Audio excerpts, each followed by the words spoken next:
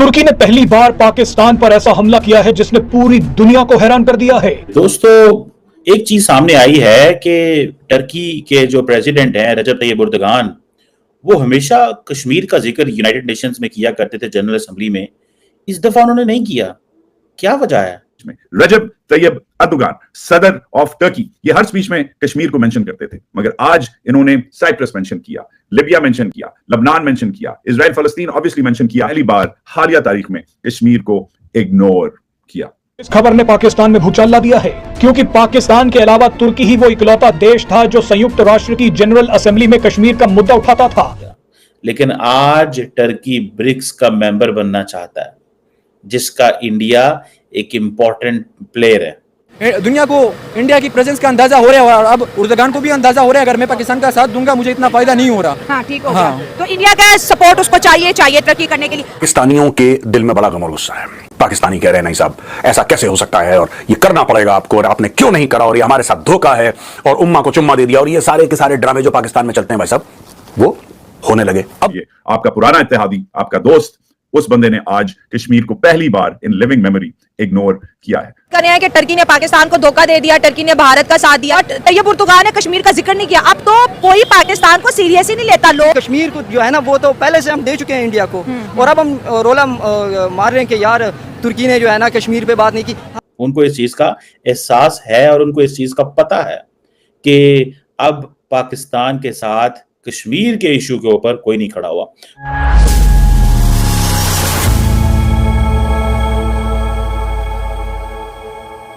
नमस्कार दोस्तों, तुर्की ने अब कश्मीर राग अपना बंद कर दिया है। कई सालों में पहली बार ऐसा हुआ है जब संयुक्त राष्ट्र महासभा में उसने कश्मीर पर चुप्पी साधे रखी। आमतौर पर तुर्की के राष्ट्रपति रजब तैयब एर्दोगान संयुक्त राष्ट्र महासभा में अपने वार्षिक संबोधन में कश्मीर का जिक्र जरूर करते थे, लेकिन इस बार उन्होंने ऐसा नहीं किया। कई सालों में पहली बार ऐसा हुआ है। 2019 के बाद से ऐसा पहली बार हुआ है कि जब उन्होंने यूएनजीए में कश्मीर राग ना अल्पा हो। दरअसल भारत द्वारा आर्टिकल 370 को निरस्त करने और क्षेत्र का विशेष दर्जा हटाने के बाद से तुर्की के राष्ट्रपति यूएनजीए में जम्मू और कश्मीर में भारत की नीति की लगातार आलोचना करते रहे हैं, लेकिन इस बार उन्होंने यूएनजीए में कश्मीर पर चुप्पी साधे रखी। इस बार उन्होंने कश्मीर पर एक शब्द भी नहीं बोला। एर्दोगान की इस चुप्पी को भारत की कूटनीतिक जीत के तौर पर देखा जा रहा है। न्यूयॉर्क में संयुक्त राष्ट्र महासभा में अपने भाषण के दौरान उन्होंने कहा कि हम ब्रिक्स के साथ अपने संबंधों को विकसित करने की चाहत रखते हैं। उनका ये बयान ऐसे समय में आया है जब तुर्की ब्रिक्स का हिस्सा बनना चाहता है। तुर्की ब्रिक्स में शामिल होना चाहता है, जिसके संस्थापक सदस्यों में भारत भी शामिल है। एर्दोगान के अगले महीने रूस के कजान में शिखर सम्मेलन में भाग लेने की उम्मीद है। ब्रिक्स के संस्थापक सदस्यों में 5 देश शामिल है: ब्राजील, रूस, भारत, चीन और दक्षिण अफ्रीका। जम्मू कश्मीर में आर्टिकल 370 की समाप्ति के बाद से पाकिस्तान दुनिया भर के मंचों पर कश्मीर का मुद्दा उठाना तेज कर दिया है, लेकिन उसकी आवाज सुनी नहीं जा रही है। अब उसी के दोस्त तुर्की से भी झटका लगा है। चलिए दोस्तों, इसी पर आगे पाकिस्तानी मीडिया के रिएक्शन देखते हैं। दोस्तों, एक चीज सामने आई है कि टर्की के जो प्रेसिडेंट हैं रजब तैयब एर्दोगान, वो हमेशा कश्मीर का जिक्र यूनाइटेड नेशंस में किया करते थे जनरल असेंबली में। इस दफा उन्होंने नहीं किया। क्या वजह है? बाकी ममालिक भी जो हैं वो अब जिक्र नहीं करते। पर्टिकुलरली अगर आपको याद हो, जब 2019 में इंडिया ने जो कश्मीर का एक स्पेशल स्टेटस था वो रिमूव कर दिया, तो टर्की के वजीर आजम ने उस वक्त शोर मचा दिया।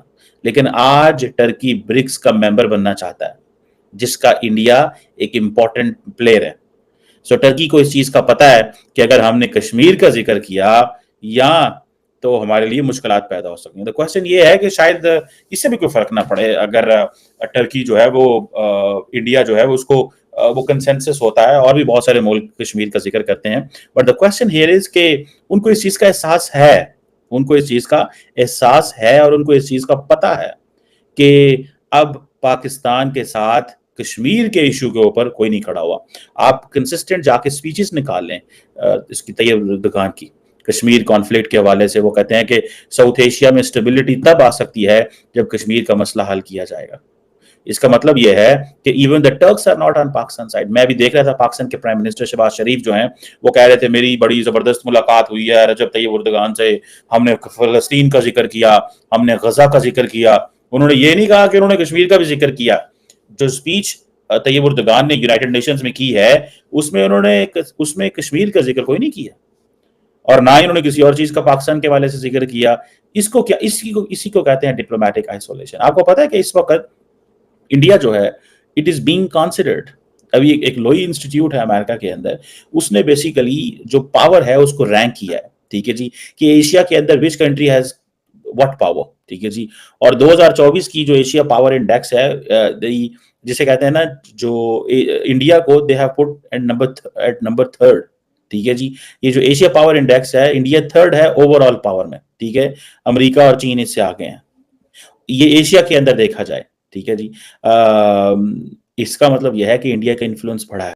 एक अदारा है उसको बोलते हैं प्यू रिसर्च सेंटर, उसने कहा है तकरीबन 68% इंडियंस ये समझते हैं कि उनकी जो पावर है वो इंक्रीज हुई है। सो इंडिया का ओवरऑल जो इन्फ्लुएंस है वो बढ़ा है और यही वजह है कि तैयब एर्दोगान पीछे हट गया। तैयब एर्दोगान ने क्या, मिनू की लोड़ है, आप जाके पढ़ें तैयब एर्दोगान की स्पीचेस, आप जाके देखें कि जिस तरह वो बोलते हैं। आज देखें कश्मीर के अंदर अगर इलेक्शंस हो रहे हैं तो सारी की सारी डिप्लोमेटिक कम्युनिटी कश्मीर में पहुंची हुई है, सारे के सारे जो फॉरेन डिप्लोमेट्स हैं वो कश्मीर जा सकते हैं। लेकिन मैं आपको एक बात बता दूं, पाकिस्तान के अंदर कोई भी खैबर पख्तूनख्वा के अंदर नहीं जा सकता। अभी थोड़े दिन पहले 11 डिप्लोमेट्स गए थे तो वो एक धमाका हो गया वहां पे। एक जमाने में ये शख्स जो तकरीबन 1.5-2 दहाइयों से तुर्की को रूल कर रहा है, ये शख्स अपनी हर स्पीच में रजब तैयब एर्दोगान सदर ऑफ टर्की, ये हर स्पीच में कश्मीर को मेंशन करते थे। मगर आज इन्होंने साइप्रस मेंशन किया, लिबिया मेंशन किया, लबनान मेंशन किया, इजराइल फलस्तीन ऑब्वियसली मेंशन किया, यूक्रेन मेंशन किया, मगर ये इन्होंने पहली बार हालिया तारीख में कश्मीर को इग्नोर किया। This is a huge development कि कश्मीर को एक ऐसा बंदा जो सालों से दहाइयों से हर साल कश्मीर को मेंशन करता है कि कश्मीर का डिस्प्यूट सॉल्व होना चाहिए, आपका पुराना इत्तेहादी, आपका दोस्त, उस बंदे ने आज कश्मीर को पहली बार इन लिविंग मेमोरी इग्नोर किया है। शायद कश्मीर ऑफ रेडार चला गया है, शायद कश्मीर पाकिस्तान के लिए इंपॉर्टेंट नहीं है। इसलिए बिल्डअप से तकरीबन 1 महीने पहले, आज की तारीख से 1 महीने पहले, आपके एक और दोस्त मलेशिया ने भी टर्की को कश्मीर को इग्नोर किया। एक जमाने में आपको याद है कि इमरान खान के दोस्त मलेशियन सदर महातीर जो हैं वो बार बार कश्मीर डिस्प्यूट पे बात करते थे। मगर अब जो नए सदर हैं अनवर इब्राहिम, उन्होंने पिछले महीने हिंदुस्तान में जाके क्या कहा कश्मीर के बारे में, जिसका कोई पाकिस्तानी मीडिया ने किसी ने कवर नहीं किया और आपके फॉरेन ऑफिस ने भी, आपके दफ्तर खारजा ने भी रिस्पॉन्ड नहीं किया कि मलेशियन प्रेसिडेंट, पुराना इत्तेहादी पाकिस्तान का मुसलमान मुल्क जिसका पिछला प्रेसिडेंट इमरान खान के साथ खड़ा था कश्मीर पे, आज उसका नया प्रेसिडेंट क्या आपके साथ खड़ा है कश्मीर पे? जय हिंद दोस्तों, स्वागत है आपका आपके YouTube चैनल जय हिंद पर। वीडियो को लाइक और चैनल को सब्सक्राइब जरूर करें और हम आपके लिए पाकिस्तानी मीडिया के एक से बढ़कर एक लेटेस्ट वीडियो लाते रहेंगे।